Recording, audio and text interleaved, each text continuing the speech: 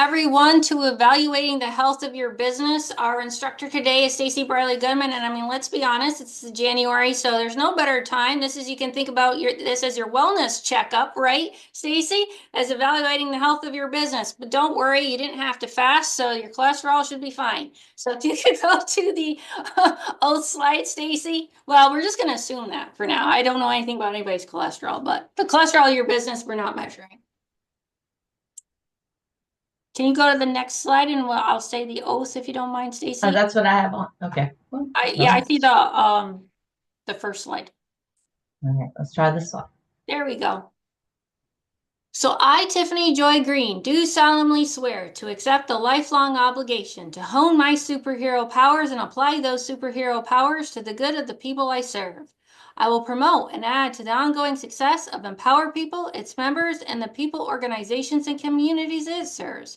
I will help prepare the next generation of superheroes. I am driven to be a positive change agent for those I serve and interact with. And if we just want to take a moment, put your hands on your hips, look off into the sky, and this is what we call superhero pose, and it will change the course of your day because you're going to feel amazing. And now I'm going to pass it on to Stacie. Okay, well, let's see. Welcome to the class. My name's Stacie Goodman. I'll switch slides here. I'm an operations management consultant with over 25 years experience. Working in the industry, I own Origamic Solutions and founded that about 6 years ago. I am an Empower People certified business advisor, and I have a Six Sigma Green Belt. So I've been in the process improvement in across a multitude of industries, including small business development. So today, what I wanted to talk with you about is business health. And it's similar to keeping a check on your own personal health. Sometimes we do that and sometimes we put that off. But at the beginning of the year, we generally, it's the time and season to make resolutions on how we're going to be personally better in the next year, and also for our business owners, how we're going to be professionally better in the next year. So we're going to take a moment to talk about business maturity and how that impacts your expectations of what your business should be focused on and how it should be growing. Understanding that what areas to look at with when it comes to business health, and then how do I measure that? Once I know what to look for, how do I make measurements? Because you can only manage what you can measure. And then finally, just steps you can do to improve your maturity or your personal or your business's health. So to start off with, we're going to go down here and just look at the different levels of business maturity. And that is addressed by different professionals in different ways. Sometimes it's looked at from a business owner's perspective and how much engagement they're in. So the Dave Ramsey Entree Leadership, they have the names that are at the top of the boards, and I just use them because it helps give reference when you're looking at different viewpoints on business maturity or how the owner leadership is developing across that. Underneath that is just general areas of maturity when you look at it from the layman's terms. I'm an independent provider. That may mean that you're a freelancer, or it may mean that you have a couple of employees with you. And then you move into the ownership, where as the business owner, you're starting to focus more on working on the business instead of in the business. So the revenue is not as tied to you. And then you're starting to move into growth and optimization, and then into scaling. And you see on the internet a lot, it's, hey, scale your business. Well, there's a lot of other steps that have to happen before you're ready to scale. And I think it's important to understand this. It's a parallel to that would be, you cannot expect a elementary age child to act like an adult or think like an adult, because their brain has not developed that way yet. Their physical body has not developed into certain things. And so when we have small children, we look at them over the first few months or the first few years, are they sitting up? Are they crawling? Are they walking? Are they running? This is the same mentality to approach your business with. So if you're an independent, you're probably know what you're supposed to do from a delivery standpoint because you have experience in it. That's why you started your business. Um, the revenue is 100% generally on you. You're working all the time. Um, and you're trying to be customized to your clients. So you don't have a lot of standardized operations or processes and procedures. You may have a few tools that you've implemented.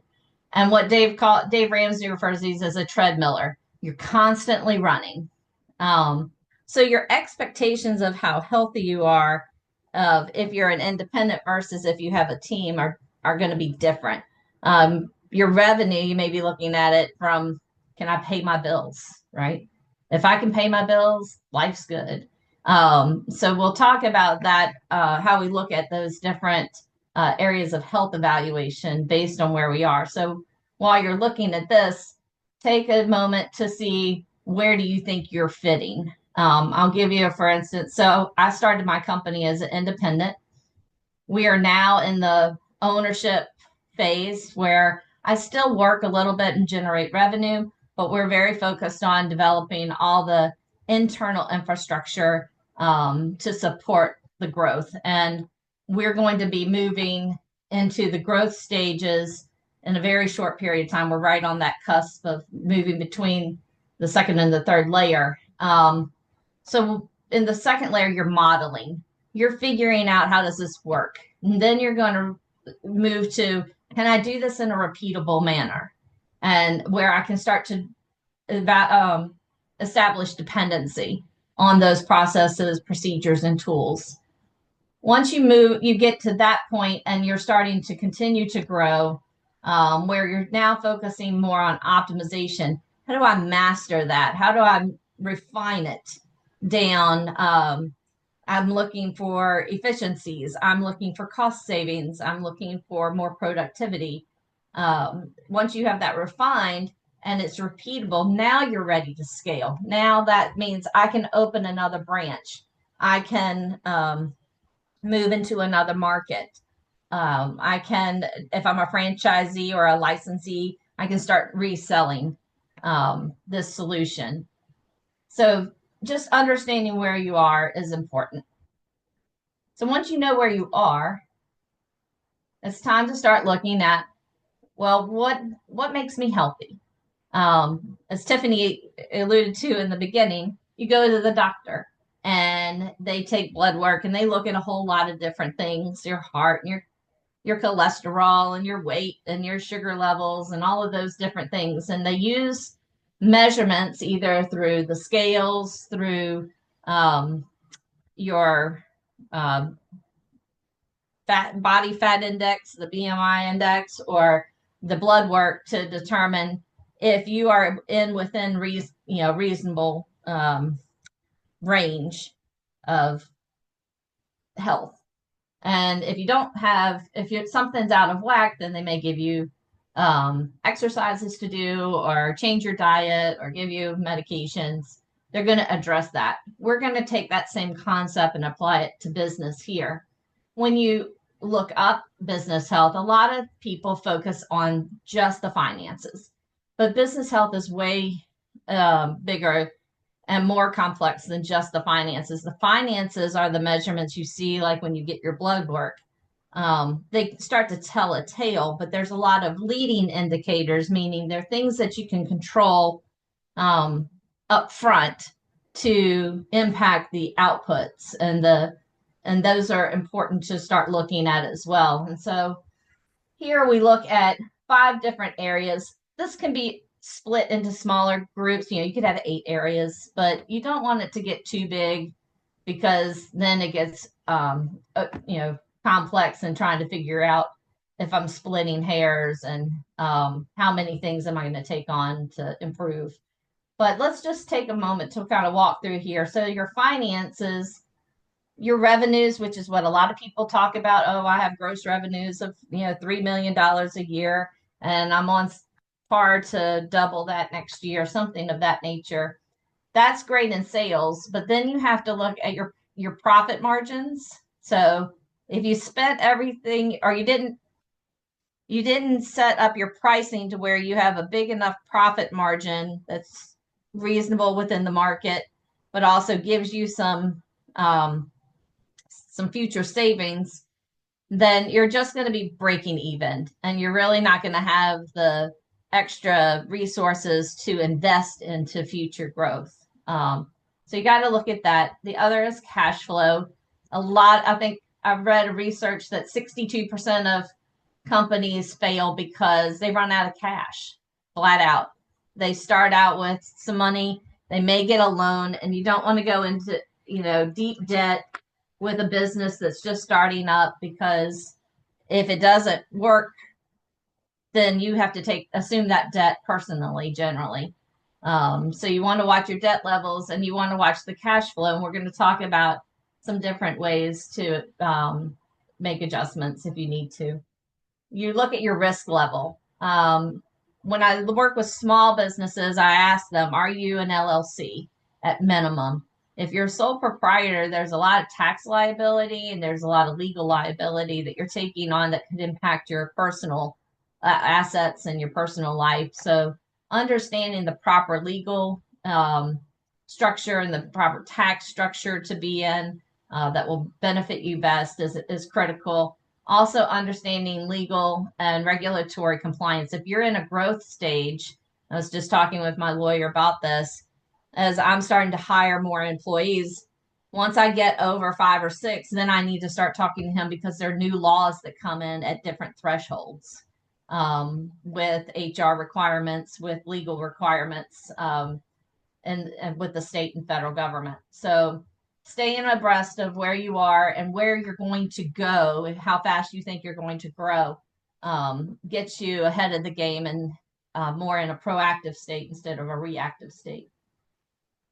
Then you have your market and competitiveness. Understanding your marketing strategies. Are you getting your word out about your products and services to help you continue to grow?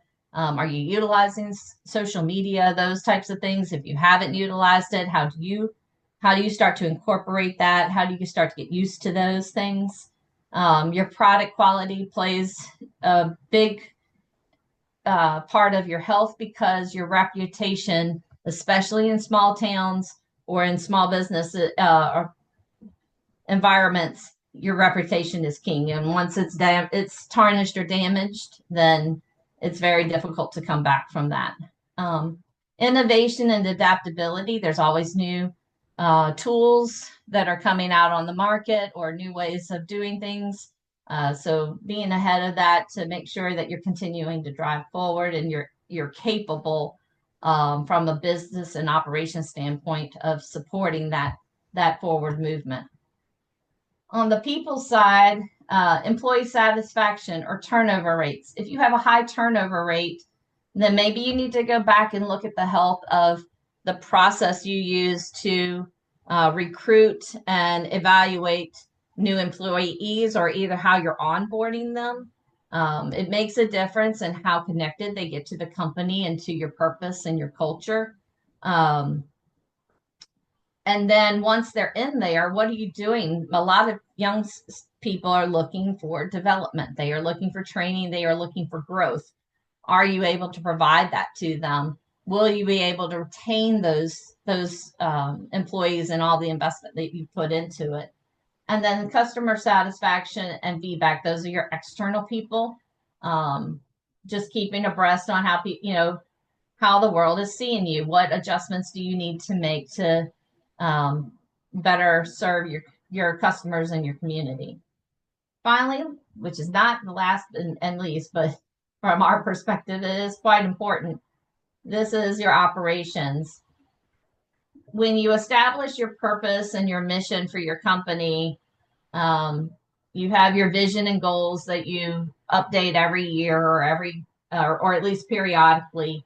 You want to make sure that everything stays in alignment so that the energy and the money investment and the time that you're putting into the company is aligned with the purpose of your company. There's no sense in spending money or doing something that's not going to fulfill your purpose. That's just waste.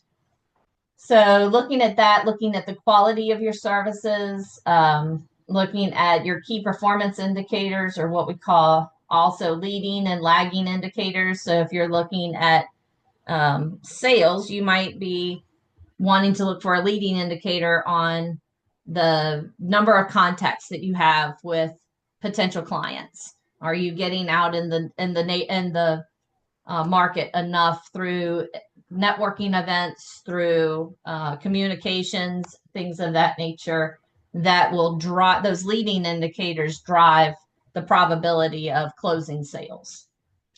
And then the last, which we look at is on a regular basis, is your SWOT. So your strengths, your weaknesses, opportunities, and threats.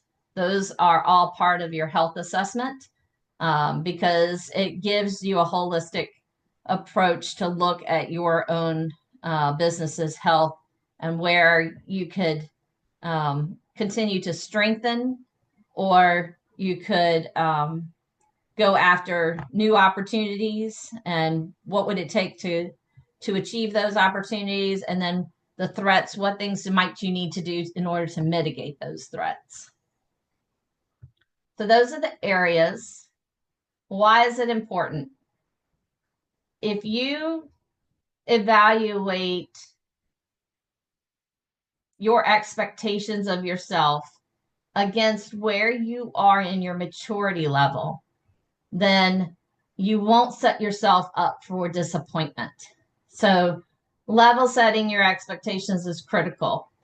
Evaluating your strategic plan. If you are in a ownership level, your strategic plan should be getting you moving to the next level, which would be your growth level, and looking at what are those things you could do in order to move yourself to the next level, rather than skipping 2 to 3 levels ahead of yourself and getting frustrated because you aren't able to achieve that, or it's going to create a financial strain or time and capacity strain on your business because you're trying to leapfrog rather than take the natural growth and progression steps. Same for financial planning. If you have money and you don't have cash reserves, how are you going to have the money to invest in fixing or improving or moving forward to reach your goals, fixing a problem or mitigating a potential risk? That financial health is also important to understand when to hire. Do I have enough money coming in, and do I have enough money in reserves to make sure I can pay the payroll for that new hire for, say, 6 to 8 weeks? Those are just things that understanding where you are in your maturity level, where you are in those 5 key business evaluation areas helps you when you're going through all of these different types of impact points. So now that we know what we're looking at and we know why it's important, we want to move into, well, how do I do this? How do I give myself a business health evaluation? What I've done here is there's a personal coaching tool called the Wheel of Life that is used where you evaluate yourself on different areas or criteria in your life: your finance, your social, your spiritual, your family life, your professional development and growth, all those. I've applied that philosophy and that technique into the business world. So you have concentric circles, and each of the slices of the pie are one of the areas that we've kind of talked about. What you want to do is say, if I want to take finance and I want to put an ideal state together, for me to be a 10, And let's say I'm in the ownership level. A 10 for me would mean I have $100,000 in cash reserves.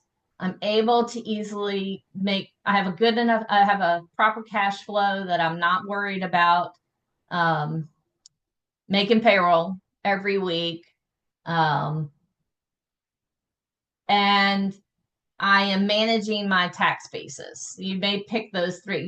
You identify and create your own scenario of what your ideal is based at the level, again, of your maturity. You can't to say my ideal is to make $30 million in revenue, and it's just you and one other person. That's not realistic. So therefore, it doesn't help you really assess where you are versus where you theoretically or realistically could be. So for each of these areas, you would go through and establish a brief narrative on what your ideal is that has some measurable components in it. Either a binary, yes, no, I have met this, or there's a numerical value. You may even have a SMART goal that has a time date around the achievement that you want to accomplish. Say you want to hire 3 people, in the next 12 months. That would make my HR, component at a higher score. So once you have a reasonable expectation and you set a target based on your maturity level, then you want to start out and say, well, based on where I'm at now, from a score of 0 to 10 being I have hit my ideal for the level I'm at and my maturity level, and which would also means you should be moving up to the next level and starting to recalibrate your expectations and your goals to the next growth stage versus a 0 where I haven't even started on that. Where would you rank? So you can generally people rank somewhere in 5 to 7 type frame. If they just started talking to a lawyer, they may be at a 1 or a 2. If they haven't started to formally develop company culture, they might be a 1 or a 2. Those types of things. And so you establish this roadmap of after you've scored yourself on where you can improve. So we're going to do the easy bake oven version here and give you an example. So I went ahead and scored some of these. If you're between a 0, you're not, or if you're a 0, meaning you're a dot, meaning there would be no shading in your slice of pie, then you're not even doing it yet. Um, an independent contractor may not have much in the HR space, for example. Um, if you're in a 1 to a 3, so you're within the first 3 lines, that means you're not doing it well against your expectation. There's a lot of work that needs to be done to model something, behaviors or processes and tools to be established and put in place. It's more of a future state vision, and you're trying, now you need to put a tactical plan in place to get there. If you're a 4 to a 7, you're doing okay. It means you're fairly stable. That may be where you want to stay for a little while you work on something else, or you may want to be pushing up to the higher levels in the 8 through 10. If you're an 8 through 10, then you need to start looking at the next level of expectation for the next maturity level. And I'm going to go through some tips on what does that mean in a moment. You want to use data versus your intuition. How do you feel about something changes from day to day? And in small business, it could change from hour to hour. If you have a great meeting, everything's going well in the morning, and then something happens in the afternoon, you may view yourself instinctively when you're making this measurement based on emotion. And you don't want to do that. You really want to look at your data. So that's where, if you don't have any data measurements, you want to start implementing that in the different areas based on what the criteria you put in as your ideal. Well, how do I measure that? Okay, well, how do I implement something to a process in which I take those measurements on a regular basis. So if you want to lose, I want to lose 20 pounds, I need a scale and I need to put a process that I get on the scale once a week. And that's at least how I measure where my progress or lack of progress. And then I may want to put in a process where I record and I hold accountability as to how much I exercise or what I eat. So those would be an example of how you get something started. And then you start measuring from there. You should expect to have different numbers in each area. You're not, if you have a solid circle, then it's either a coincidence, or you're scoring yourself, maybe not as strictly as you should, and realistically as you should. We all have areas of strengths and areas of growth. And so this is not uncommon to see, a variety of different areas. And what that tells you is these are the areas I'm doing well, and these are the areas I should be working on building some more infrastructure around my culture and how I communicate that and how I make sure that my company and all my team members are adopting that culture, talking about it on a regular basis, those types of things. You also can't do everything at one time. So it's not realistic to say, oh, I'm gonna grow all 8 of these areas. You pick maybe 2 to 3. And then you focus your energy on strategic improvements. And pick the areas that are going to have the biggest impact to your company within the next 6 to 12 months. So, and then as you go up, so as if I was in the independent stage, I would have different numbers, but as I'm growing in the ownership stage and I put processes and measurements in place, I may grow into the, where I have more 7s and 8s, and I need to go up into the next level where I'm in a growth stage. I need more contracts, but I don't have contracts. So my number in risk and legal may go down because I'm not utilizing contracts. I've worked with some small businesses where they provide residential services, and I'm asking them, do you have contracts of that, or at least documentation that says this is what the service that the person wants, and this is, my protection of liability, those types of things. And they look at me and say, no, why would I need that? And so it just depends on if they're consulting a lawyer or have they, had an experience where something went wrong. You learn sometimes through your failures, and that helps you to level up in your maturity levels. And then that ends up being a driver for implementing solutions to help protect you from those things happening again. So behavior is either reactive or proactive, and it just depends on who you are as an individual as to how you want to address those things. Like I said, and numbers are they're going to adjust over time. If I take a evaluation in the beginning of the year in finance, I may look fairly good in my industry. I have a tendency personally that I end up hiring a lot in the last quarter, and that changes my financials, the way they look. It doesn't mean that I made a bad decision. It's just it ebbs and flows based on decisions, based on where my focus is. When you focus on one thing, sometimes other things, fall down, and they don't sustain and at their current level. Because you're reducing the focus on that. So you either have to delegate the oversight of that area out to someone else, or you have to expect for the numbers to fluctuate a little bit. So once I know my how I performed, how do I know what I need to, to do to make things better? So this is a little bit of an eye chart. Hopefully the presentation should be available and you can go back through it again.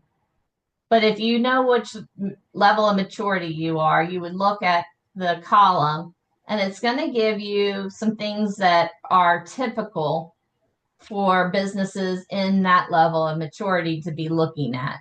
Um, so when you're in your independent stage, you're starting to set everything up for the first time. So you're setting up your legal and tax structure. You know, making sure you have separate bank accounts. You don't want to commingle your money with your personal finances or family finances and your business finances. Those things need to be set up independently.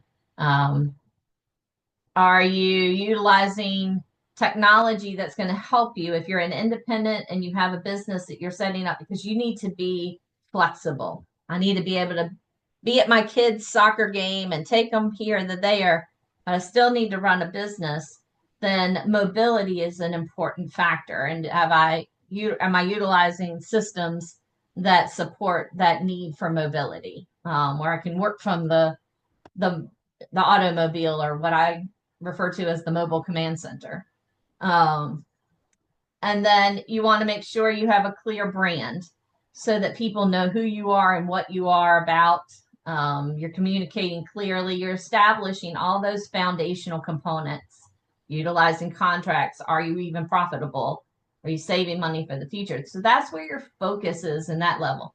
Rather than if I'm over here in the optimization level, I'm looking at expansion. I'm looking at making sure my processes are repeatable. They have consistent outcomes. I've got continuous and process improvement procedures embedded in my culture and executed on a regular basis. Um, I'm looking at data and visualization tools. These things up here are not where you're going to be ready for in the lower maturity levels.